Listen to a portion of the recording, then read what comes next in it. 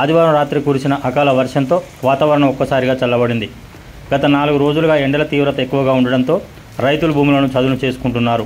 అయితే కేవలం 30% భూములు మాత్రమే రైతులు చదును చేసుకున్నారని అధికారులు చెబుతున్నారు.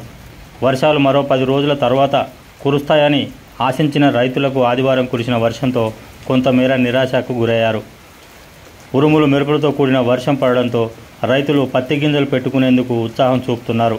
కొంతమంది రైతులు పొసి మట్టిలోనే పత్తి గింజలు పెట్టారు. ఇకపై రైతులు పొలాల పనులో నిమగ్నం కానున్నారు. అయితే రుతుపవనాలు మాత్రం మరో 10 రోజుల్లో వస్తాయని వాతావరణ శాఖ అధికారులు చెబుతున్నారు. ఈ ఛానల్ను సబ్స్క్రైబ్ చేయండి, లైక్ చేయండి.